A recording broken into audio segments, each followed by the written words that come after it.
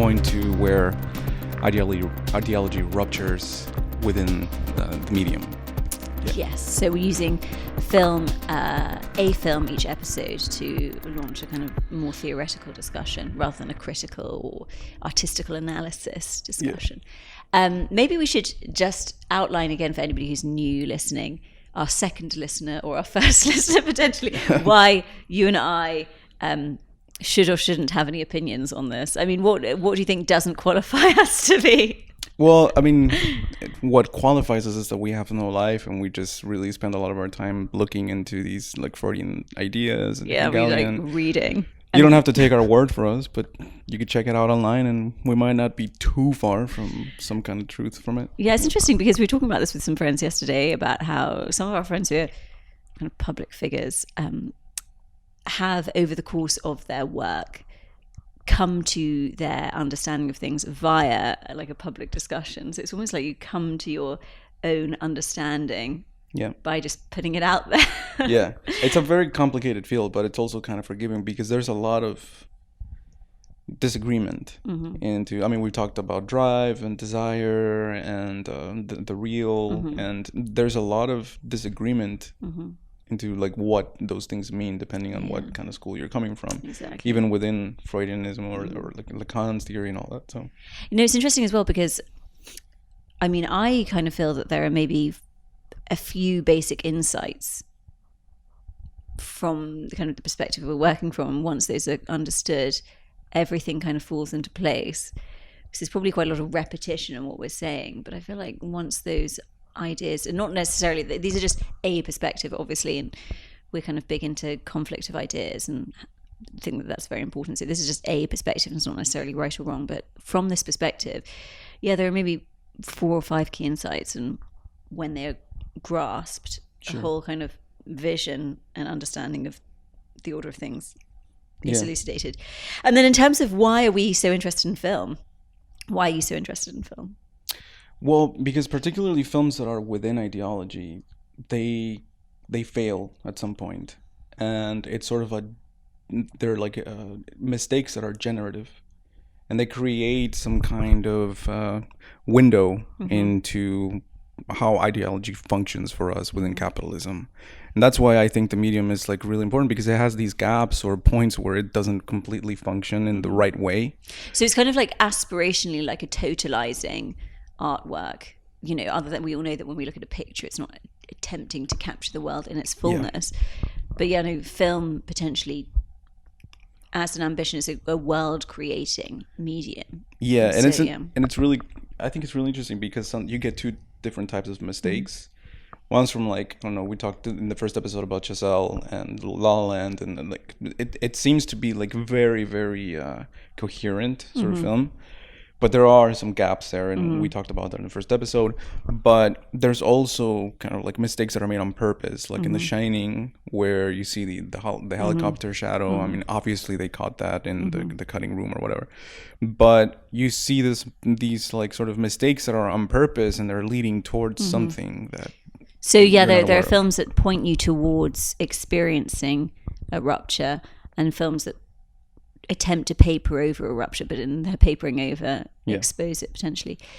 How did you start to get interested in film more than just a form of entertainment?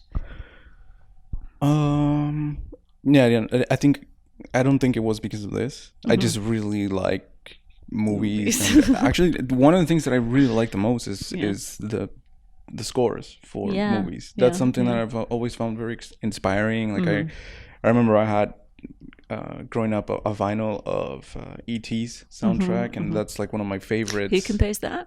John Williams. Yeah. I still get kind of like, actually my heart jumps a little bit when I hear John Williams, even though maybe his style is kind of, it's a little bit dated. Retro now. No, my dad had a CD of John Williams scores we used to listen to in the car.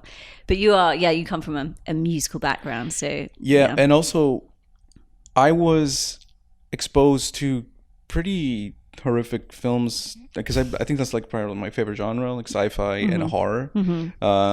My dad used to not care so much that I was maybe like 8 or 9, and he would watch the thing, and I was just there. But I thought you were from like a really religious background who entered to Lucky Charms. Yes, So, I think sexuality for sure was like a big problem. Really? But violence was never a problem. That's hilarious. Yeah, so that's the kind of the scapegoat was sex, not not interesting. Violence.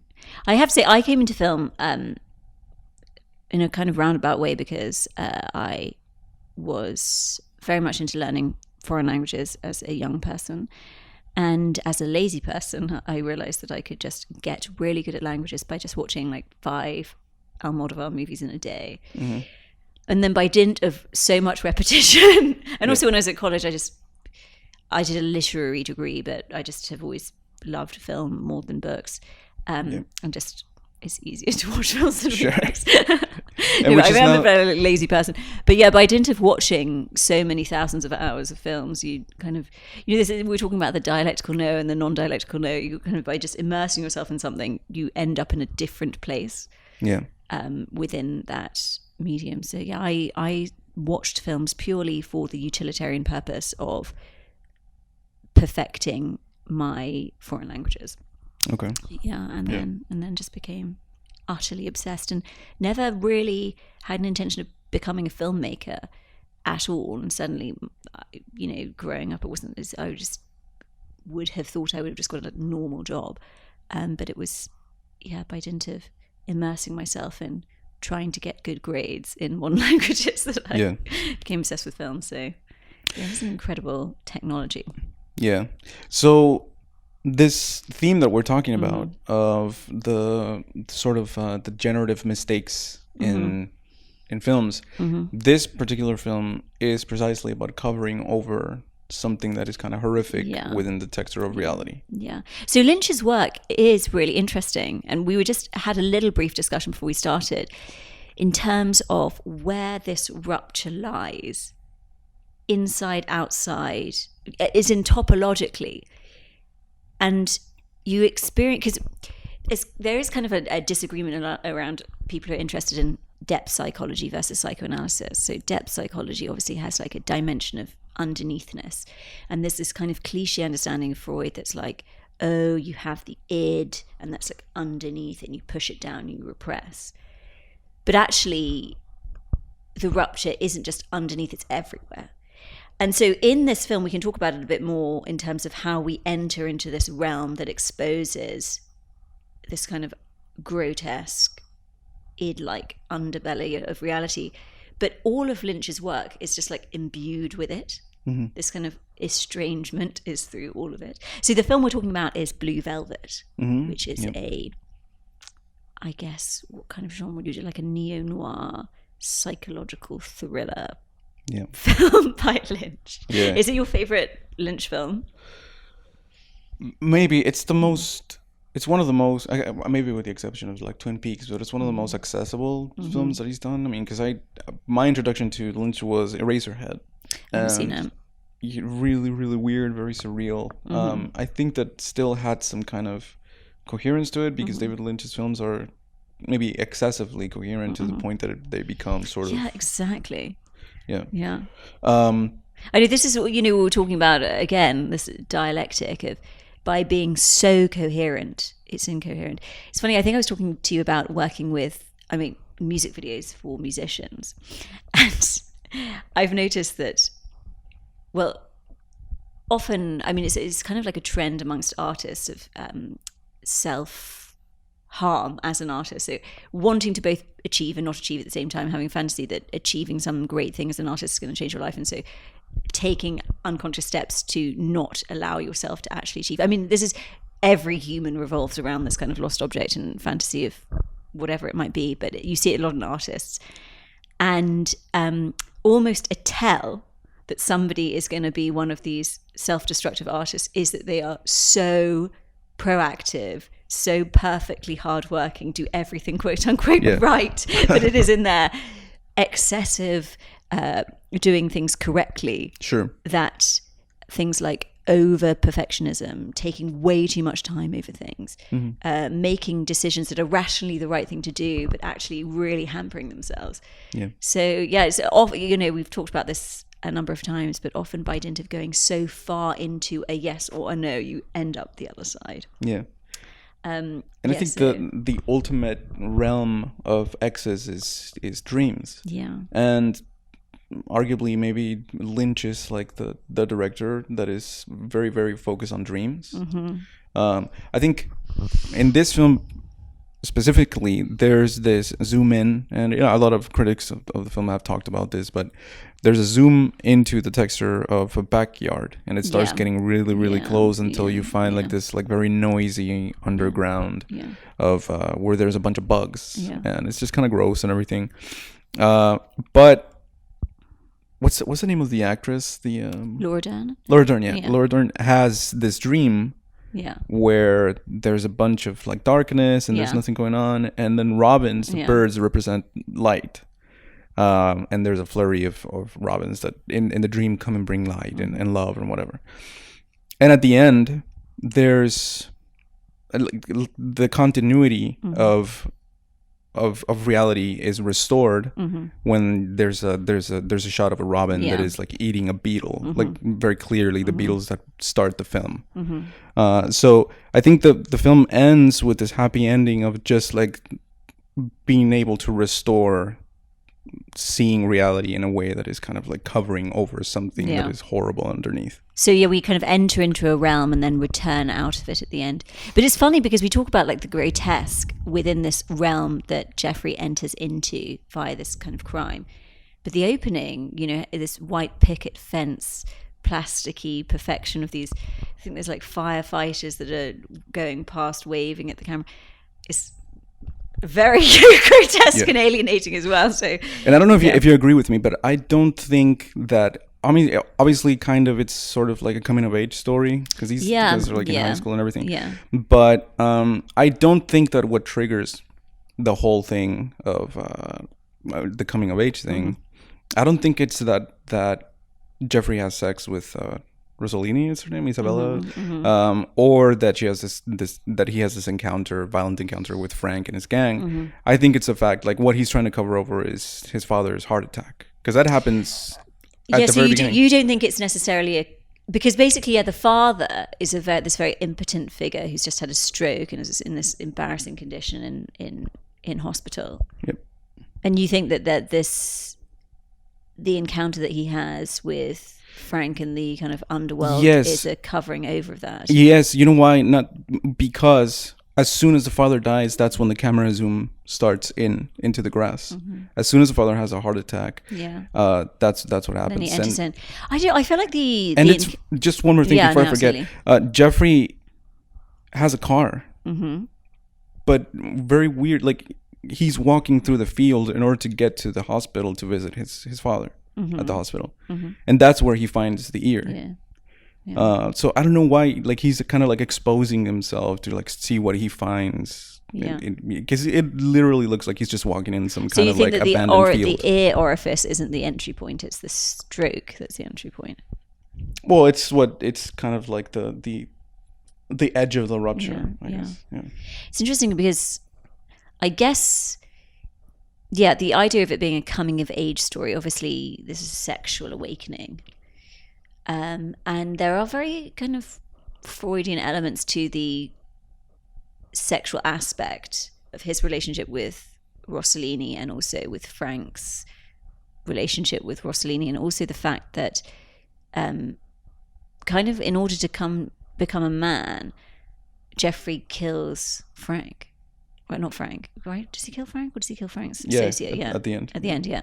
So, because in this love triangle, Frank, Rossellini, Jeffrey, I can't remember what Rossellini's character is called in the film.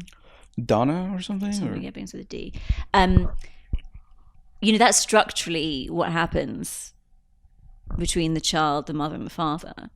That the child begins to have this kind of sexual relationship with the mother, and then the father has to get in the way in order for the separation to occur between those two characters. And then eventually, in kind of coming of age, the child will kill the father. Yeah. And do you think that maybe there's something to do with, because like Frank in his whole sexual fantasy, he sees himself as a baby. Yeah. I know this is the funny thing, is it is confusing because structurally in that, I mean, there is obviously a multiplicity of things. I'm not saying like Lynch intended this or Lynch intended that. But it's interesting that it happens to be this kind of Freudian triangle of the mother, Rossellini, the father, Frank, and then the child, Jeffrey. But then, in this really perverse way, Frank has this relationship. And it's a weird relationship because it's obviously abusive, but then it's submissive in the way that he calls her mummy and, wants things stuffed in his mouth like a baby. I think maybe the father sort of figured that it's unbearable to him. Yeah, there's interesting about the kinds of people that are potentially into being submissive. Yeah. And it's often people who in the real life are the complete opposite of that. Yeah. It's kind of they need some. You think about the kind of the people who go to dominatrix, the dominatrix. What's the plural of dominatrix? Dominatrices. There's this brilliant documentary by Nick Broomfield about that follows it goes in. It's kind of like a year in the life of a dungeon in New York. I think it was filmed in the 90s, and it's hilarious. But powerful business people, and there's a character in House of Cards, this Chinese character that's very submissive. It's almost, as a release from the tension of having to be in control of everything in one's real life. Yeah. But yeah, so potentially there's something to that he's this gang boss, this criminal. Yeah, mastermind. I mean, I think definitely like his fantasy of wanting to be a baby is really kind of covering over his own reality. Mm-hmm. Same thing happens with what's the name of Laura Dern's character? Sandy. Sandy. It's she finds out that Jeffrey slept with Dorothy, and almost immediately after, she kind of just like wants to repress that, and then calls him and tells him like, I forgive you and I love you, and let's just like keep on going. And the same thing happens with Frank. I think that he wants to like disavow himself from this whole title of like the father or some kind of like really authoritative figure. And I mean, a few other like I've heard Žižek talk about this a little bit of like the pathetic act of anger that it just kind of like ruptures his whole idea of being in control of things. Like really, it's just an outburst of impotence. But it happens also in the car when they go for the joyride and they're about to leave Jeffrey. They just like beat him up and dump him in this like factory or something. When Jeffrey hits Frank in the face, like you could see that like he's really afraid for himself, and he has to ask his minions to like get him out of the car and everything. But like his voice breaks and everything, and it's just like it seems to me like there's this like sort of unbearable weight that he wants to get rid of, and I think he covers over this sort of intolerable pain by using like really nice kind of like Roy Orbison like jazz music, like as an aggregate to whatever violent things that he's doing. So you're talking about kind of this, as humans we experience excess and various in our lives, and in various ways we try to paper over it, and it's often kind of counterintuitive. So I was just thinking about when you're dating and you are, say, texting back and forth with a guy and you're waiting for his response, and you have this kind of excessive, like, oh, is he going to text me back? What does he think of what I said? Or will he phone me? Or is he thinking about me? And in order to get rid of that, we want the reply. But the pleasurable thing is that very, yeah. But we want to paper it over. It's unbearable. And I think we were talking about this in terms of people who have ecstatic experiences or like divine experiences. And we were talking to a friend recently who had a number of what he would call miraculous experiences, and he's quite I wouldn't say evangelical Christian, he's quite a believer, but it's almost like we look for belief systems often when this has happened to us in order to explain it, because we don't want to experience that again, even though we'll kind of glorify this divine moment as some fantastical point of insight or change in our lives, but it's a change that directs us to quelling it with some kind of rational structure. Yeah. I think I told you about an exam result I got, and as a result of it, that I just couldn't believe, and a series of weird contingencies that resulted in this mark, I became like a Jungian for about a year. Yeah. But yeah, so we see all these points of excess in Blue Velvet, and immediately after there's a papering over of it. I forgive you, I forgive you, I forgive you, you know. Sure. Even though the thing that really would generate the desire for someone like Sandy is seeing that Jeffrey has been with another woman. Oh yeah, definitely. And another thing, we talked about this before, about repression and how, you know, it generates reality anyway. And the more that you try to get away from your repressions, does it work maybe like as some kind of like, I mean, the first time that you have drugs, really you experience this like almost like climactic escape from life. But it's never the same after that. You know, that's why people need like larger doses in order to be able to experience like the uncovering over and over again.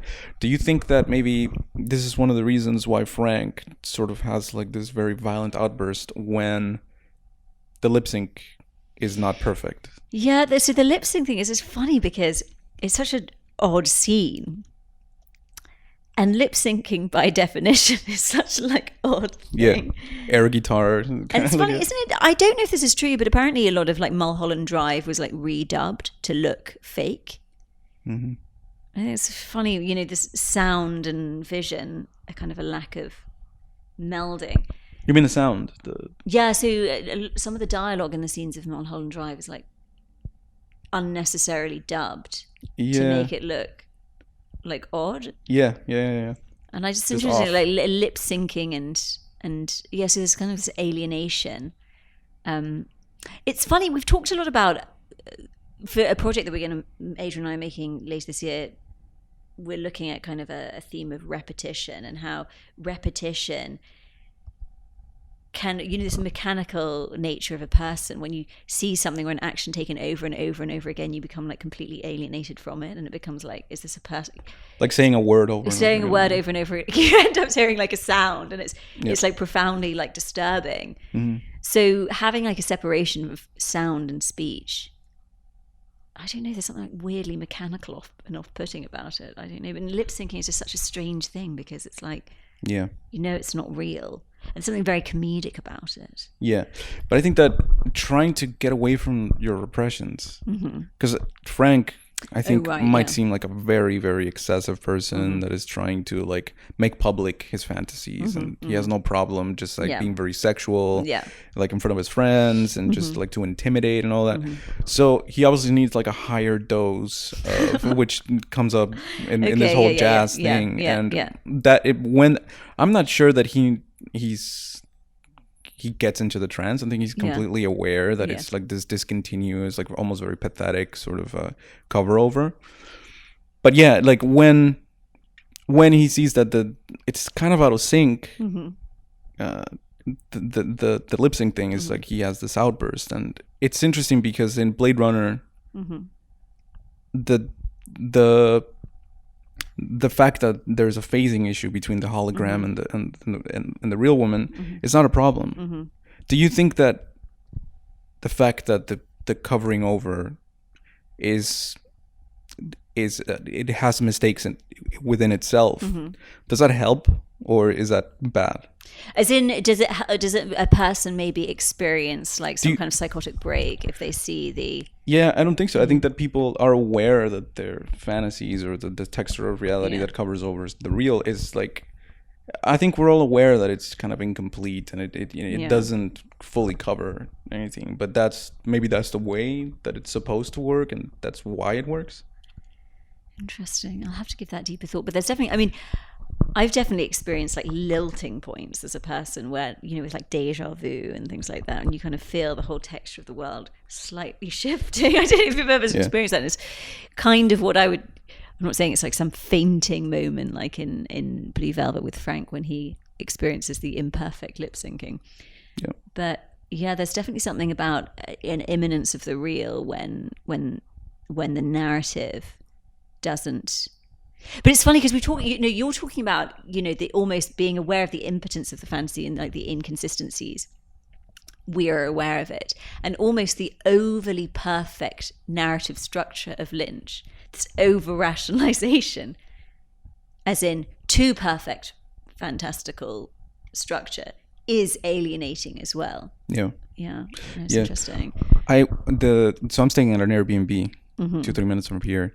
And I went up to the room the first night, and I saw that over the bed was a dream catcher. Oh, right. Yeah. That's like what's supposed to like scare away like nightmares or something like that, or catch them, I guess, and keep them there. I don't know.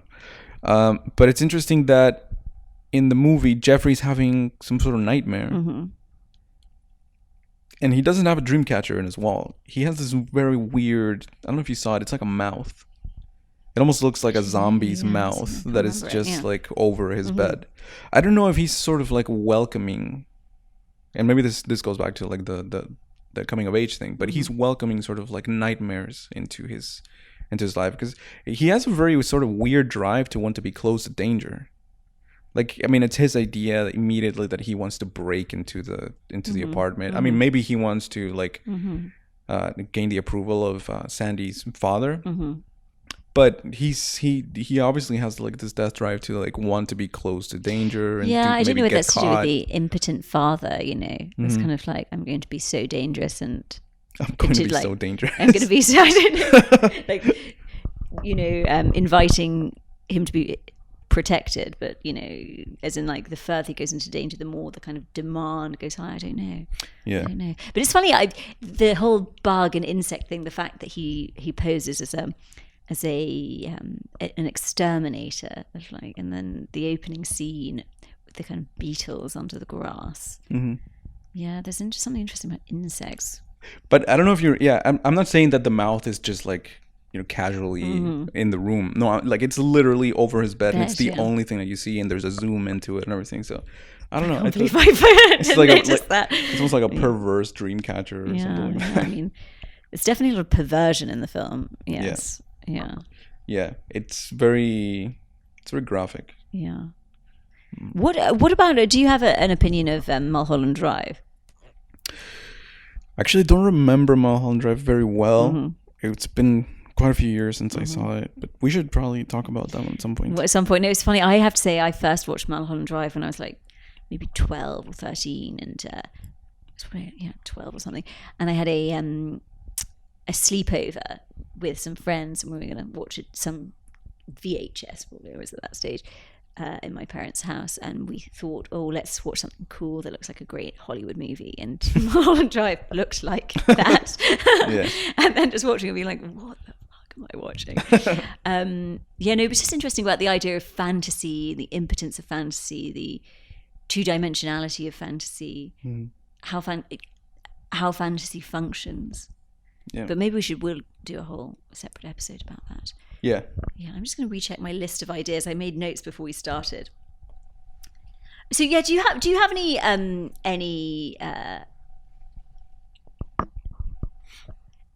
any thoughts about this idea of the location, the geographical location of the id, the ego, and the superego? Well, tell me a little bit more. Well, so our friend Peter got into this really long, I mean, it's absolutely fantastic, about 3 weeks ago, debate with somebody who had watched, he did a talk about engaging with and critiquing in the work of our favourite person, Jordan Peterson. Yeah. And basically, the main difference being that a Jungian like Peterson sees the unconscious as a compensatory mechanism, and Freud and Lacan see it as a rupture. And that's the difference between psychoanalysis and depth psychology. They're like two very different things. And somebody in the comments section of this YouTube video got really riled up about this idea that the unconscious isn't located underneath. And so he went on this extreme rant about how Peter didn't know what he was talking about, and how Freud is very topological, and it is an underneathness, and that's why it's depth psychology. And there's a whole website now dedicated to this debate. It's going on and on and on and on and on. But it's I feel like in received wisdom of Freud is, oh, well, you have the ego up there, the ego in the middle, the superego up there, and the id underneath. Yeah. And that typical depictions of repression are very much like pushing things down, then they burst up again, and then you have this ego kind of mediating between a superego up there and an id down there. But that in reality, it's much more kind of within one parallel. Sure, yeah. And we talked about this, about the real being sort of imminent to the imaginary. Yeah. And it's not experienced as a thing, it's experienced as a sort of absence that warps reality. Yeah, exactly. Rather than a, like, so the only reason why I raise it is this film is very much like going into a criminal underworld, entering in via this orifice of the ear, like with, it's almost like that's a gateway in. You talk about a mouth like a gateway in. The opening shot is of this perfect suburban street, and then going down into the grass and into these kind of like disgusting beetles underneath. And so it's just interesting that I felt like when I watched that, I was a little bit like, oh, I don't know really if that's how repression works, or that's how the id works. But actually, it's just funny, within the whole film itself, like the parallel of the texture of the film, the surface of the film, all of that is within it. Yeah. So it's just interesting. This kind of like topological thing is a big debate point, a big point of difference for certain perspectives on kind of the. I would say psychoanalysis. I could be wrong. Is proper psychoanalysis proper is not topological. But. Yeah, and that's one of the things that I think that's one of the reasons why people have a hard time really accepting a lot of Freud's theories, and it's because they misunderstand him as sort of pointing towards something that is beyond our knowledge or beyond our understanding. And I don't think that was Freud's point at all. No. It was definitely something that is within what we know, but that we're repressing. So, yeah, I think the movie is a great example of that. No, absolutely. And yeah, when we talk about repression and overcoming, it's, within the word itself, you're the pressing down repression. It's not. It's more like, it's almost like an ignoring rather than like a non-acknowledgement rather than a repression. Yeah. And obviously, when people have symptoms within their body, and there's this idea that the id is to do with like the body and drive and kind of more visceral aspects of what it is to be a human being. But yeah, within the way that we experience reality, that isn't necessarily something underneath. Yeah. It is within. Yeah. And the place in which things stop working, where the continuity is sort of like, discontinuity is sort of discovered, is I think in dreams and in our fantasies, and in the way that we generate sort of what we think can take us to transcendence, or to get to a place where we can believe it completely, and it never fails to fail. So are you talking about dream as in what happens when you close your eyes, rather than fantasy? No, I'm talking fantasy. Fantasy. Yeah, because it's interesting that the word dream has been co-opted to mean, I dream, I hope that one day, when dreams are really horrendous. The actual thing that happens when you're asleep and you close your eyes. Yeah. But it's funny that the word dream in a non-sleep dimension means, escaping. Yeah. And I think think of the it isn't that like, I mean, I've heard Tad DeLay talk about this, of like how the body desires stasis, like doesn't want change. And actually, I mean, I've been to analysis for almost a couple of years, and like, I used to think, I'm gonna discover things about myself that I don't know, and this is gonna be great and whatever. And it doesn't work like that at all. Obviously, the only thing that happens is that your dreams start to get really freaking weird. That's really. I have never gone to psychoanalysis proper because I can't afford it. But you bourgeois so and so. But I have such intense dreams that I can't even fall asleep. Like I have insomnia that prevents me from experiencing the intensity. My dreams are so intense. Yeah. And if you feel that psychoanalysis has done that, because the more that you try to sort of point your attention to the ruptures within the way that you experience life, I think that your fantasies sort of start to get scrambled, and you get all these like weird sort of like things start to get connected that weren't connected before in dreams. Okay. And yeah. so you have these like obviously very weird sex dreams, and like just like nightmares that don't make any sense at all. But you know what happens actually? Like my analyst is always telling me like, so have you dreamt lately? And I'm like, yeah, I dream all the time, but I don't remember really any of them. Do you ever jot it down when you wake up? Oh my God, I don't have the power. I don't have like the... It's always funny. I sometimes wonder, like I do write down my dreams when I feel like they're significant. But then I wonder whether I am logically making sense out of it when I'm writing. Because it's not necessarily about, making some kind of narratival sense. Yeah.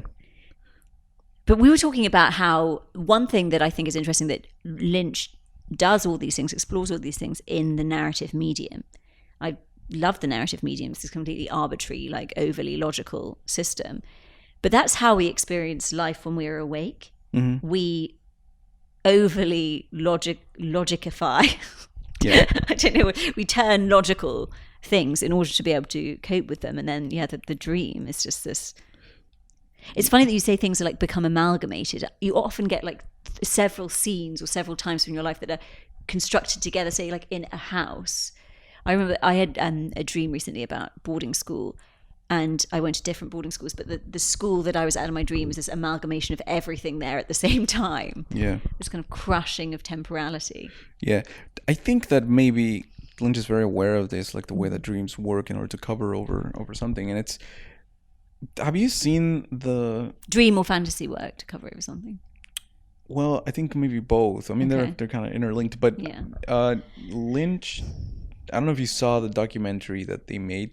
I think maybe he made it about himself, it's like very much in his style, but he talks about some experiences that he had as a kid, and very sort of extreme. Like, it's kind of seeing like a naked woman that was like in his neighborhood and just like looking at her. And I'm not sure if there was some kind of interaction there, but I don't know. It's just like, I think that he thinks through the coherence and incoherence of dreams. And that's maybe why his films are like eerily sort of like, they're very, very logical.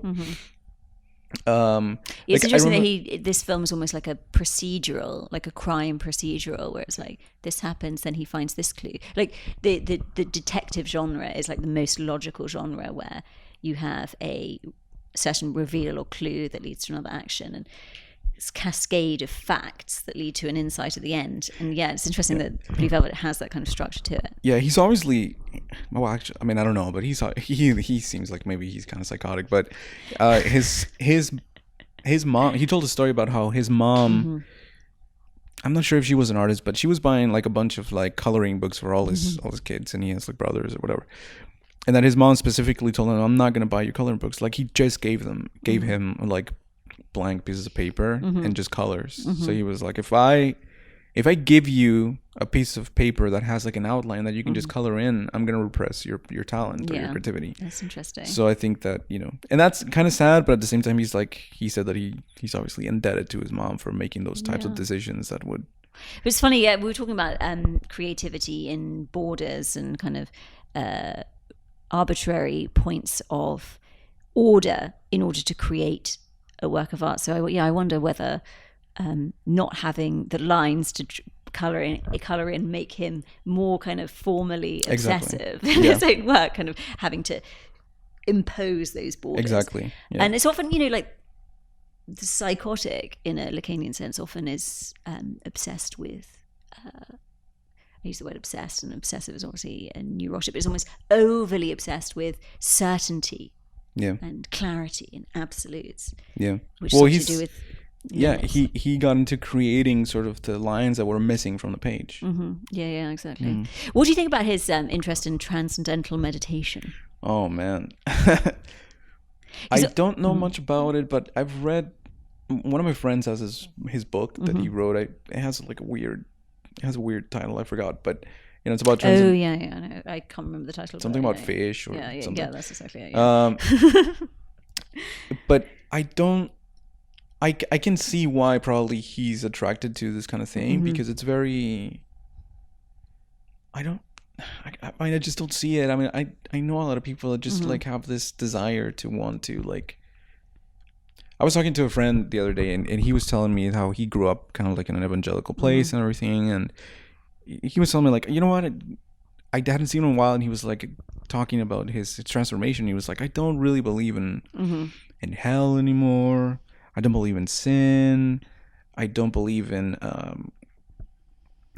heaven. You know, none of this stuff. And it's like, but I still believe in God. And I'm like, well, the rest will fall exactly where it's meant to, because you're keeping like the most functional core that is just like, you're not really getting rid of anything. You're just getting rid of like, I don't know, just like the decorations, like the nail varnish. Yeah, like unimportant parallels. Yeah, exactly. And the ornaments.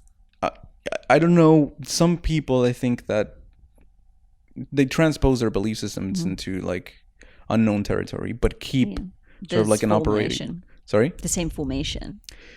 I'm not sure. Like the form changes, but I think the kernel is the same. Absolutely. I mean, it's interesting because like anything can be unhealthy or healthy. So the idea of transcendental meditation, it's like, well, yeah, if you're just want to do it, great. It might help you enter into kind of the reality of your life.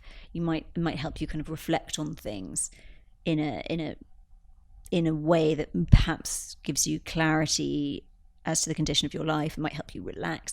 But the idea that it is a transcendental, it has the word transcendental in it, but a practice that will bring about some kind of astronomical change. Yeah.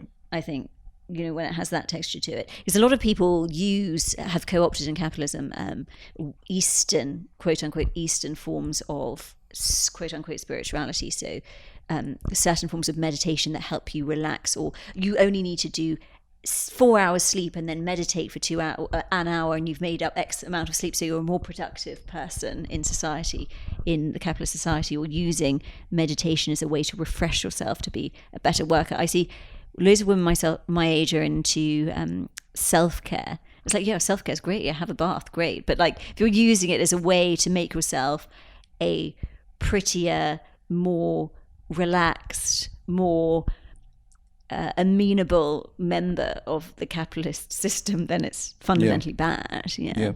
I mean, it might be because of my structure or whatever, but I couldn't do it. What, like meditation? I was actually talking to somebody about this yesterday, and I was like, do you meditate? And I was like, I can't do it. You don't want to confront what's underneath. No, it just reminds me too much of like, the dysfunctional act for me as a kid that made me feel completely alienated from the rest of my friends and everything. And I mean, now that I'm older, I just realized like everybody was in the same position as me probably, but I couldn't pray. I didn't feel anything at all. And I would see other people, just like really getting into it and being like passionate about it. And I just don't have the drive to cover over it, because I know a lot of people that probably, just put on an act just so that they could believe it themselves, even if they didn't really feel it. But I've never been good at doing that. But obviously maybe I'm missing something, because like I don't know much about transcendental meditation, but is it kind of like, what is it? It's just like an extra, like you subtract yourself from reality? Or I used to do quite a lot of meditation when I was at Jungian. And this is the thing, is again, I don't want to like hate on Jung so much, but as in it's just that's a form that can work for some people or not. And some people need certain insights at certain points of their life and points of order and stuff. But it kind of worked for me when I believed in it. And when I didn't believe, as in like, it was going to help me, I don't know, be more clear about my life, or help me have insights into the real order of things. But then when I realized like it didn't, or that was just kind of a lie, it's almost like, I think neurologically there's probably some dopamine release or something like that. But then I feel like when you realize that there is a rupture at the center of everything, you don't not have dopamine all the time. I think you don't need like happy in the now, so you don't need any kind of external thing to give you that. You don't need some really complicated, elaborate sort of structural thing that you invent to give you the feeling. You just have the feeling all the time. Yeah. This is a phrase that I got from you because I haven't heard it too much before, but it's just like I can't be bothered. Oh, really? I can't be bothered to just like act. Do you not use that? I was such a can't be bothered person. Yeah. Lazy. Yeah. No, but I couldn't do it, and maybe even for me, like, this is why I can't remember my dreams. I just like, it's difficult for me to just like get into the whole. Well, it's true. I mean, it's like, it's both useful, insightful, and not. Like, who cares? Yeah.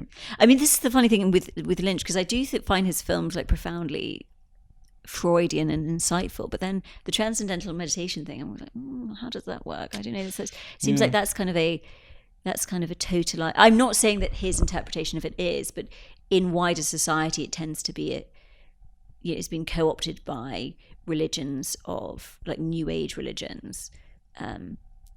Yes, there's one thing I also wanted to talk about. I don't know if this ties in, but Žižek was going to debate Jordan Peterson, just talking about totalizing religions and ordering the chaos rather than living in the chaos. Mm-hmm. And having 12 rules for your life and tidying your room and things like that, and meditating and I don't know what. We should go. He's not doing it anymore. Oh, okay. Žižek's not doing it anymore. Wait, since when? I think he read 12 Rules for Life and he's just like, I'm sorry, no. But well, Jordan Peterson said maybe 2-3 weeks ago. I think it was the other day. Yeah. Like Žižek said, I can deal with the like sexism, I can deal with the sort of racism, but the young, no. Oh, okay. Well, I know it would be. The thing is, I was actually kind of worried because Peterson's a very good debater. Well, he's just like, he's very angry.